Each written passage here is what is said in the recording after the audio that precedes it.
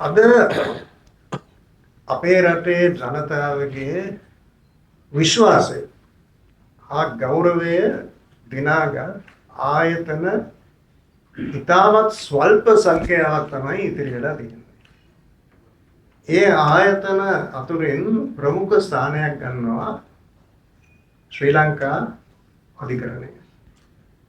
ඒක ඒ විදිහට අපි තබා ගන්න ඕනේ. පක්ෂ ભેදයෙන් තොරව අපි අද බුද්ධි විඳින ප්‍රජාතන්ත්‍රවාදී අයිතිවාසිකම් තවදුරටත් සුරක්ෂිත කිරීම සඳහා තිබෙන මහා පෞර තමයි අධිකරණය. ඒකට අධිකරණයේ කිසිම බලපෑම් වලින් තොරව සුරක්ෂිත කර ගැනීම අප සියලු දෙනාගේම ප්‍රමුඛ යුතුයකමක් වගකීමක් වෙනවා. මේ ළඟදී ඇතිවෙච්ච යම් සිද්ධීන් නිසා විශාල අරුබුදයක් මේ ක්ෂේත්‍රයේ ඇති වෙලා තිබෙනවා. මේ දිනේ ගරු ජනාධිපතිතුමා මහරගම කළ කතාවේ බොහොම පැහැදිලිව එතුමා කිව්වා ඊට ඉස්සෙල්ලා දවසේ, ඒ කියන්නේ අප්‍රේල් 30 වෙනිදා නඩුවක් ඇහුවා. ඒ නඩුවේ තීරණය ලැබෙනවා මේ 25.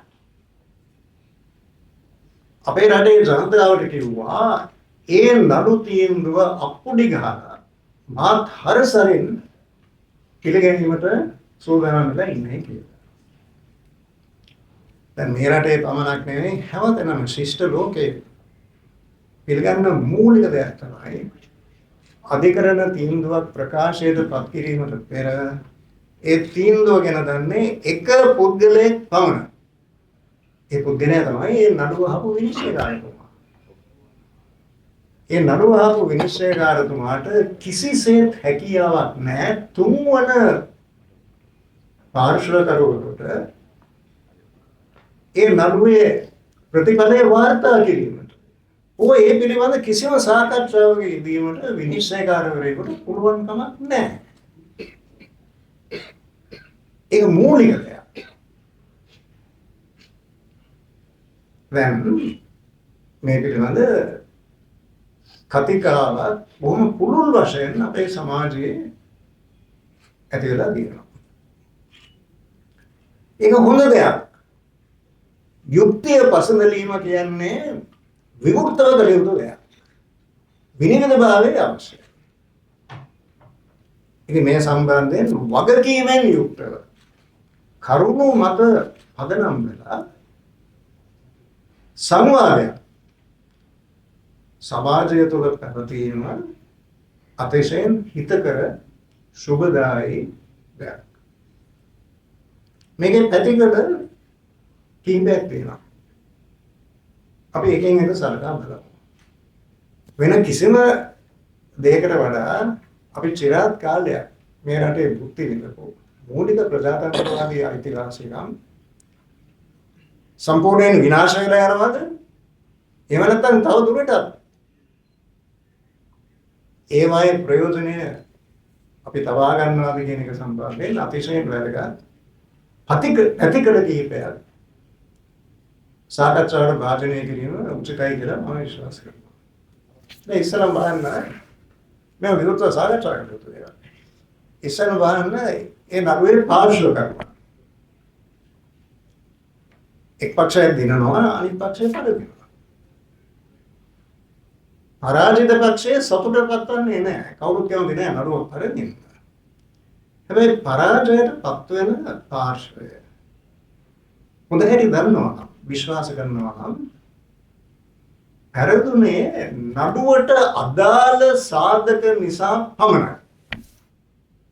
ඒ නඩුවේ ඉදිරිපත් වෙච්ච සාක්ෂි ඒ සාක්ෂි විනිශ්චයකාරතුමා ස්වාධීන මනසක් ඇතිව අවධානය යොමු කරලා තෝරා බේරාගෙන නිගමනයකට පැමිණෙනවා.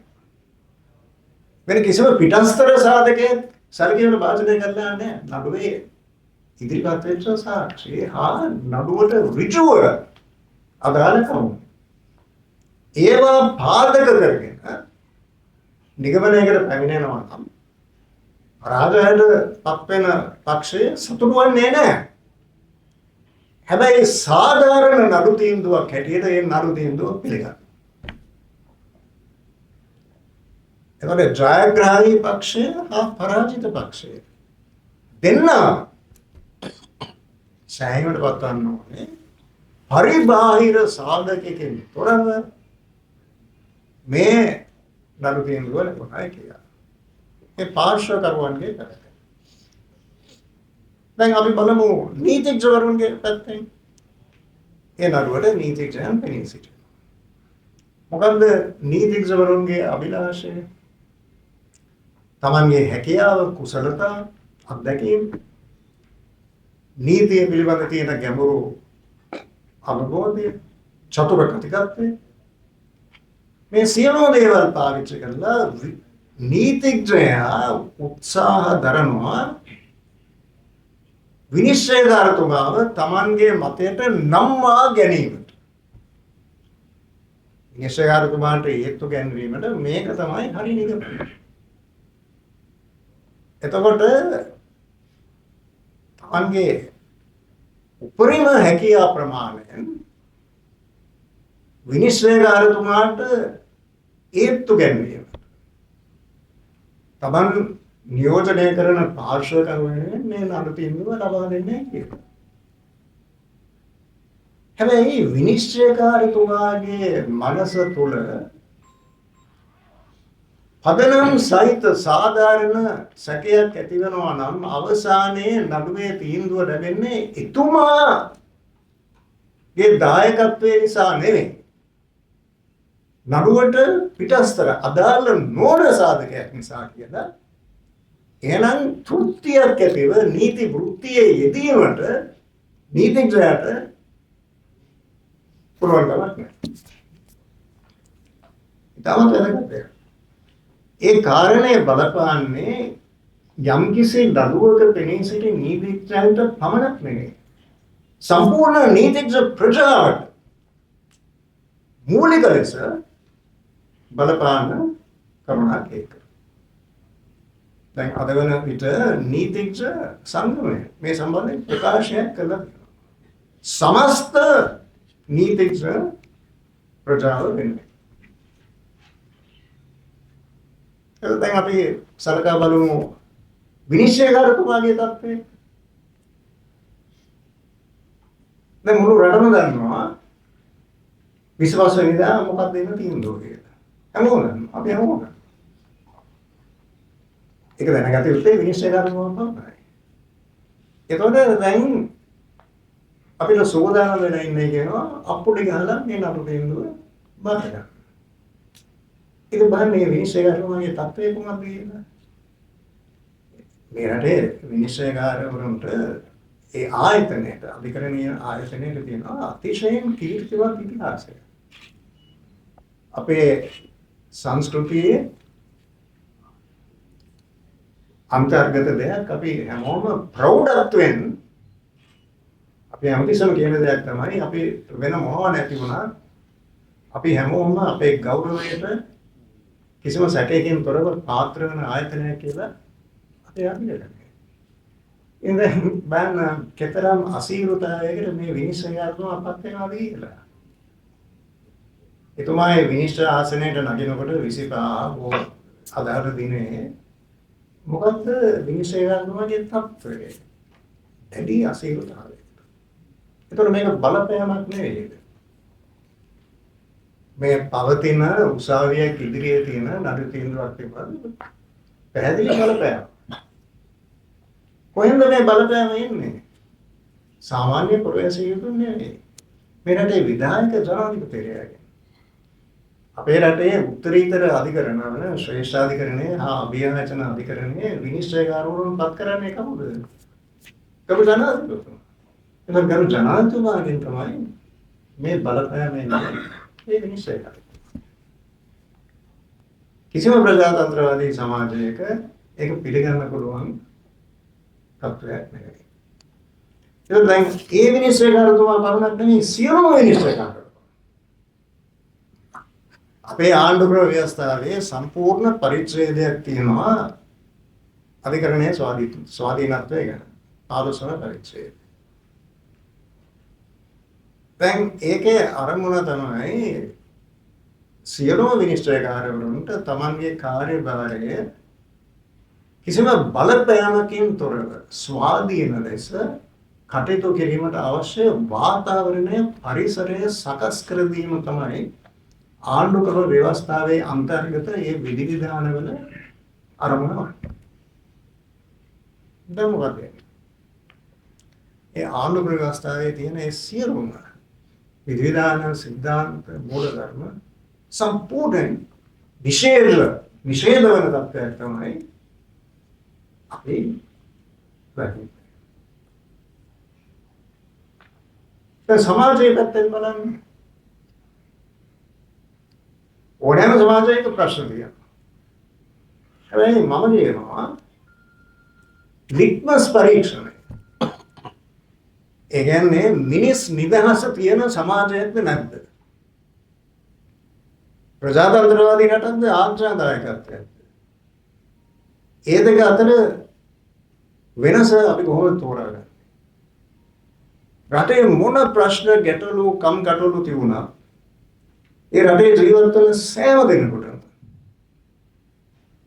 ධනවත් වෙන්න පුළුවන්, දිලිඳු වෙන්න පුළුවන්, බලවත් වෙන්න පුළුවන්, බලවත් නැති වෙන්න පුළුවන්, බලවත් පුද්ගලයන් ආශ්‍රය කරනවා වෙන්න පුළුවන්, නැති වෙන්න පුළුවන්. හැබැයි මේ සියලු දෙනාට කිසිම වෙනසකින් තොරව අවංක විශ්වාසයක් Tamanගේ මනසේ තිබෙන්න ඕනේ. ඕනෑම ප්‍රශ්නයක් සම්බන්ධයෙන් උසාවියට ගිහිල්ලා සාධාරණ අපක්ෂපාතී තීරණයක් ලබා ගන්න පුළුවන් කියලා අවම විශ්වාසය තිබෙන්න ඕනේ. ඒකත් නැත්නම් මම කියනවා එවන් සමාජයක නිදහසක් නැහැ, ප්‍රජාතන්ත්‍රවාදයක් නැහැ. අන්න ඒක තමයි මේ ප්‍රශ්නේ බැරෑරුම් ස්වභාවය. දැන් අධිකරණ කටයුතු වලට අයුතු ලෙස මැදහත් වීම කියන්නේ ඉතාමත් බරපතල වරදක් ශ්‍රී ලංකාවේ උත්තරීතර නීතිය වන ආණ්ඩුක්‍රම ව්‍යවස්ථාව යටතේ.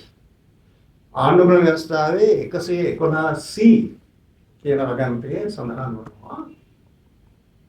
එහෙම කරන පුද්ගලයෙකුට අයත් වන දඬුවම තමයි අවුරුද්දක් බන්ධනාගාරගත වීම. ඊට අමතරව අවුරුදු 5ක කාලයක් තුළ ප්‍රජා අයිතිවාසිකම් අයිති වෙනවා. එතකොට ඒකම ආණ්ඩුක්‍රම ව්‍යවස්ථාවේ 105 වන වගන්තියේ 3 වන වගන්තියෙන් ගරු ශ්‍රේෂ්ඨාධිකරණයට පැවරෙනවා යුතුයකමක් වගකීමක් ඒක ක්‍රියාත්මක කිරීමට. ඒ සම්බන්ධයෙන් අවශ්‍ය පියවර ගැනීමට ඒක උල්ලංඝනය කරලා තියෙන අවස්ථාවේදී උචිත ප්‍රතිකර්ම ලබා දෙන්න. එම නිසා විපක්ෂයේ නියෝජනය කරන පක්ෂ රාශිය නායකයන් හා නියෝජිතයන් හැටියට අපි තීරණය කළා තියෙනවා. මේ කාරණේ බැරෑරුම් ස්වභාවය සැලකීමට සාධනය කරගෙන අපි තීරණය කළා තියෙනවා. ගරු අග්‍රනීතිකාරතුමාට සංදේශයක් දෙනු කිරීමට. එතුමාගේ ගෞරවාන්විත අවධාරණය මේ උග්‍ර ප්‍රශ්නය වෙනුවෙන් යොමු කරන්නේ කියන ආයාචනය තමයි අපි සාමූහික කරන්නේ.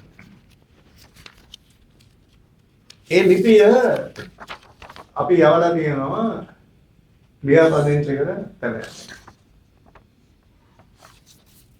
මේක තමයි ලිපිය. ඒ ලිපියට තියෙනවා අත්සන් සහිත ඒ ලිපිය අපි යනවා ගරු අග්‍රනීතිකාරතුමාට මෙන්න ලියාපදිංචි කිරීමේ සාධක රිසිප්ට් කුයිතාන්ස්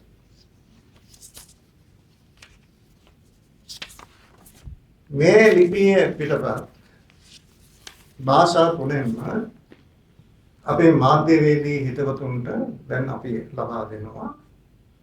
ඊට අමතරව මේක අපේ රටට පමණක් නෙවෙයි සකල ප්‍රජාතන්ත්‍රවාදී ලෝකයට අතිශයින් වැදගත් කරනවා. ඒ නිසා අපි තීරණය කළා තියෙනවා සුදුසු පීවරක් හැටියට මේ ලිපියේ පිටපත් ජාත්‍යන්තර වෘත්තිමය සංවිධානවලට යොමු කෙරේ.